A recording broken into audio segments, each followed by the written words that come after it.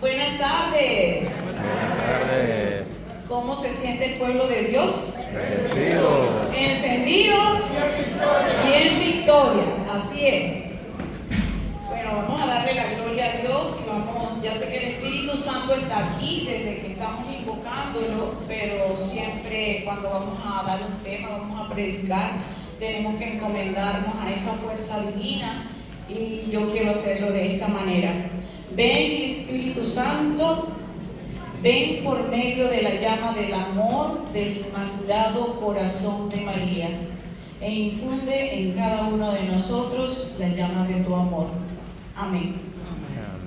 Ok, hoy les voy a hablar de un tema que a lo mejor se les parece al tema de la semana pasada por el nombre, pero es la continuación del tema de la semana pasada.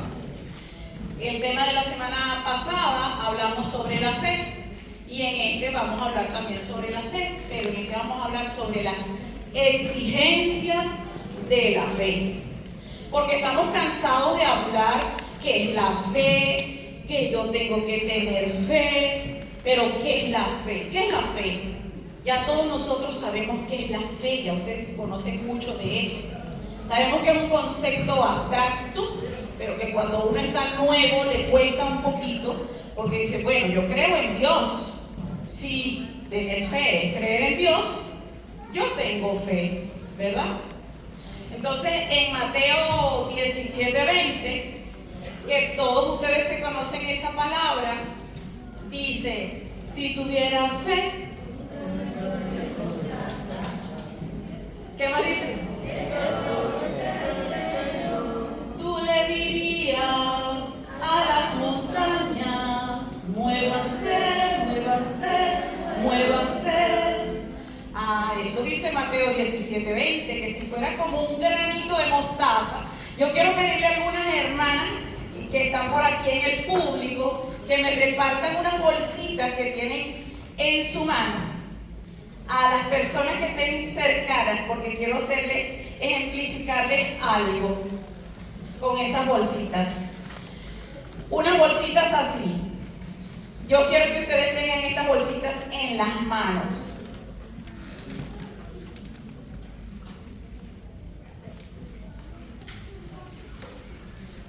¿Ya la tienen algunos de ustedes? Y los que ya la tienen, que la observen, que puedan pasarlo a los demás, pueden compartir. Esta bolsita tiene unas semillitas de mostaza, ¿verdad? ¿Qué características tienen esas semillitas de mostaza? Chiquitas. Son pequeñitas, ¿verdad? Son muy pequeñitas. Entonces, de esto habla Jesús cuando nos habla en Mateo 17:20. Si tuvieras fe como el granito de la mostaza. Pero también nos dice en Mateo 14:29 al 31, eso no les voy a leer la lectura completa porque ustedes se saben toda esa historia, es cuando Jesucristo caminó sobre las aguas, que el hermano José Ayala la leyó la semana pasada completa, ¿verdad? Ese milagro de caminar Jesucristo sobre las aguas sucedió después de la multiplicación de los panes, ¿verdad? Entonces Jesucristo, después de haber hecho ese gran milagro de la multiplicación de los panes, dejó a todo el mundo impregnado de su poder para multiplicar los alimentos, para hacer ese milagro tan grande cuando elevó los alimentos y multiplicó esos panes, tanto a los asistentes, esas 5,000 personas que estaban ahí, como a los apóstoles que estaban con él, ¿sí o no? Pero cuando ese evento terminó, Jesús le dijo a los apóstoles, yo voy a despedir a toda la gente, y mientras ustedes se van a ir al otro lado del lago, mientras yo despido a esta gente. Ellos se adentraron en el lago de Galilea, en sus barcas, y Jesús se quedó despidiendo a la gente. Ahí pasó un largo tiempo, imagínense tantas personas que Jesús estaba despidiendo. Se fue haciendo de noche y entonces Jesús se fue al monte a orar. Y mientras la noche avanzaba, la barca también se iba adentrando en el mar de Galilea, ya estaba bien lejos de la orilla. Entonces los apóstoles vieron que además de que se estaba oscureciendo, las olas se estaban poniendo más fuertes y Jesús se había quedado del otro lado. De repente, cuando es medianoche, ellos ven que se va acercando una persona que va caminando sobre las aguas y se asustan. Imagínense ustedes en esas barcas y que vean a alguien que va caminando sobre las aguas. ¿Qué hubiesen sentido ustedes? ¿Les da miedo? Ellos creyeron que era un fantasma. Entonces Pedro probó si era un fantasma o no y le dijo: Señor, si eres tú, haz que yo también camine sobre las aguas. Le dijo Pedro, ¿verdad? Y el Señor le dijo: ok, ven, le dijo el Señor. Y Pedro comenzó a caminar, ¿cierto? Pero en cierto momento, por el movimiento del agua, Pedro le dio miedo y se comenzó a hundir, ¿sí o no? Ustedes se saben eso, ¿verdad? ¿Y qué fue lo que pasó? ¿Qué le dijo el Señor? ¿Qué le dijo Pedro al Señor? Sálvame, maestro. Así dice la canción, ¿verdad? Sálvame, maestro.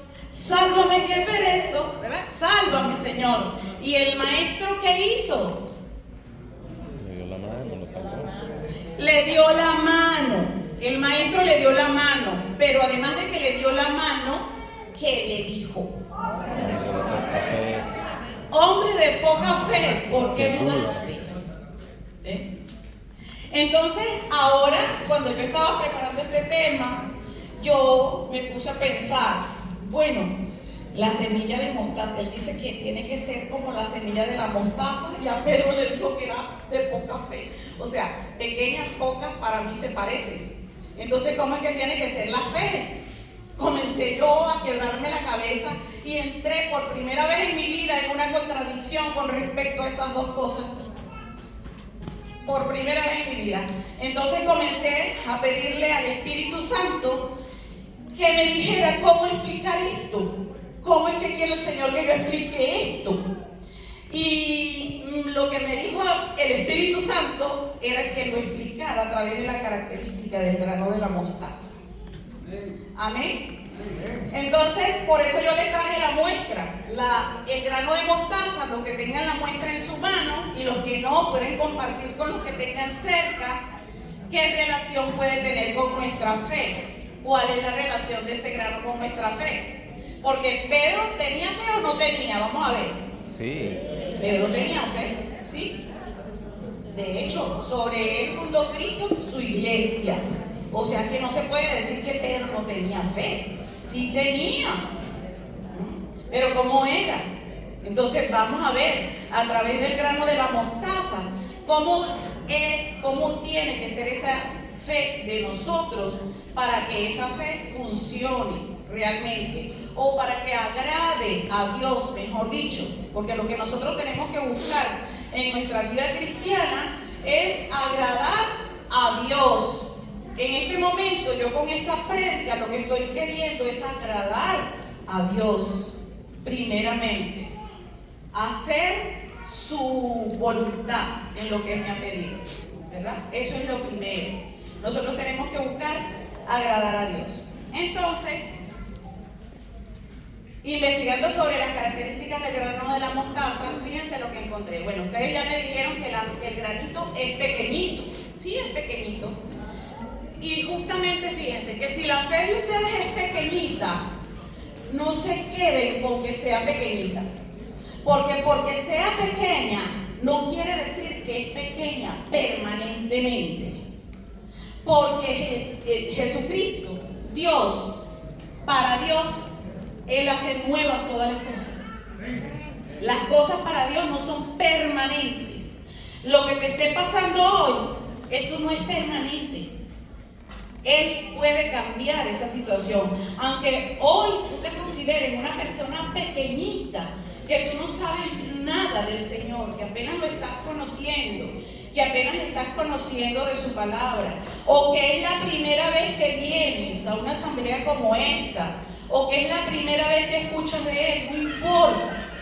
Eso no importa, porque Dios hace nuevas todas las cosas. Lo que importa es lo que tú hagas con ella de ahora en adelante, después que tú escuches este mensaje.